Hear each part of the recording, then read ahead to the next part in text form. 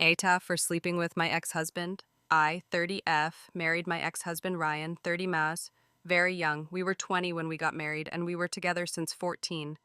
We divorced 2 years ago because we faced fertility issues and I got depressed and no amount of counseling helped us. I made our lives pretty miserable, so I decided it's time for a divorce. After the divorce, we kept in touch. He was always checking in. He was worried about my mental health, but I was doing better. The constant reminder that I'm letting him down, that my body can't give him a child, was gone. Although that was always only in my head because he never made me feel that way. My close friend got wind of this and pushed to cut all contact. That it's not healthy and this way we won't be able to move on. But the thing is, Ryan was also my best friend and I missed him. On her insistence, I wrote Ryan that we shouldn't keep in touch anymore. He was upset but said he understood. There was no contact between us for almost a year, but I run into him in a grocery store.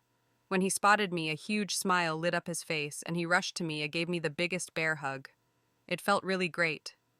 We chatted for a bit, and he asked to get coffee with him, and I agreed. Ryan asked me how I'm doing, that he was worried about me this whole time, but he respected that I don't want to speak to him, so he didn't reach out. I told him that I'm doing great, that I really needed this time to focus only on myself. That I learned to accept that motherhood is not in the cards for me. He was also attending therapy because he struggled without me, but also made peace that in order for me to get better, he needed to let me go. We decided we will check with our therapists if they think it's a good idea to keep in touch. My therapist said that if I didn't have any negative feelings while being with Ryan, she doesn't see a reason why we couldn't keep in touch. His therapist said the same thing, but we should be careful and communicate well, so we don't lose the progress we both made. So we started to hang out occasionally, and it was great. It felt good to have him back in my life without any pressure.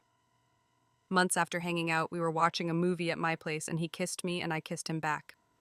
We slept together that night. When we woke up, we talked what this means, and we decided we won't put any pressure on us and just do what feels good. So we kept meeting. We talked a lot about everything, our expectations in life. We also talked about reconciliation, but mostly we had fun and enjoyed each other. One of our mutual friends saw us holding hands in town, and he told our whole friend group.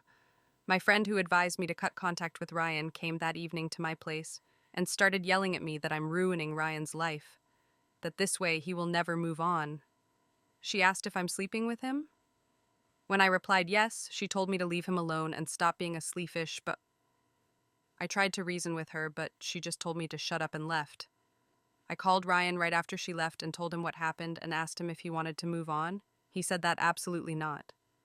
That we are not hurting anyone, there are no ex-partners, no children involved, and we both made a huge progress, and if we want to be together, it's nobody's business. So now I'm not sure if I'm doing something wrong. If she is right and it would be the best if I let Ryan move on with someone else. Update. As many of you asked why I divorced Ryan, I thought I will give you an explanation. We struggled with fertility for 5 years. After 2 rounds of failed IVF, we checked our options to adopt.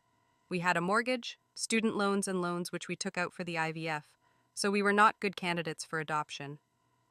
Every month when I got my period, I had a mental breakdown and Ryan suffered because he didn't know how to help me. We went to couples therapy for 2 years, but it didn't help. I was obsessive with my behavior and Ryan was afraid to touch me anymore because any intimacy meant hope. All the joy from our lives was gone, and I decided to end our misery. We loved each other still, but when your mind is against you, sometimes you need to do something drastic to get better. Now we are both happy again and enjoying life without any pressure. And as we both concentrated on our careers in the last 2 years, we are also financially much better, so maybe one day we will have a chance to adopt. But if not, I will be happy anyway with only Ryan by my side.